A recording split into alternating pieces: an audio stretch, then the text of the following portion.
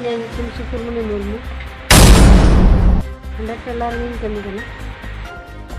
नेतार को कुड़ी गिद्रे अकुते असुलोग रिया अडी को कुरुमुटो कदा आसाम बका सरसक को मांग रे जतो को जोहार तेहिनी नेल चुपिया कुड़ी गिद्रे को अकुते कमी कते अपासुलो रिया मारांग पंथा को लगाव कदा चेदा से पहिल दो संतार को बढ़ती कायते चासबास रिगी अडी धीरपुर को ताहे कना और जहां तीन रिगी हाट बाजार आरजाटी कोठेंगी वर्षा ताहे कन तकुआ और किचरी खंडबग ईमान को हम इटा दर्जी को वर्षा गी को ताहे कना मेंखान नेतार दो जुग सावते मिला रिया लगती को बुझाव नाम केते अतु टोला को रेहो निजेरते टेलर दुकान को बिनाव कते अडी को झुक अकाना अतु टोला रेन कुड़ी गिद्रा को उनका गे आसाम बगा सरसक को तेहिनी नेल चुपिया देवश्री रेहो एतहब अकादा को अतु एलेका कोरेन कुड़ी गिद्रा को आमा इतुम रे Yang syukur muni murmu.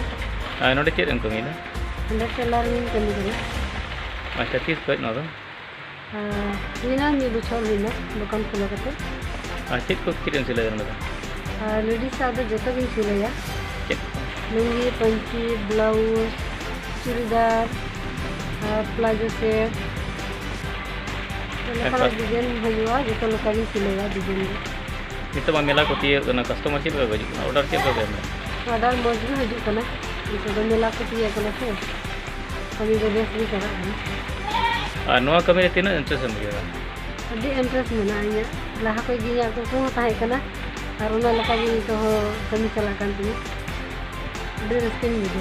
ona lahat te chem kami kan Kuna laha do school bagi kate engineering kami ka noi mas leka. Kuna time do kelarin kit lagi gi hosteling chalawna. Unde gi bochor din tahe na.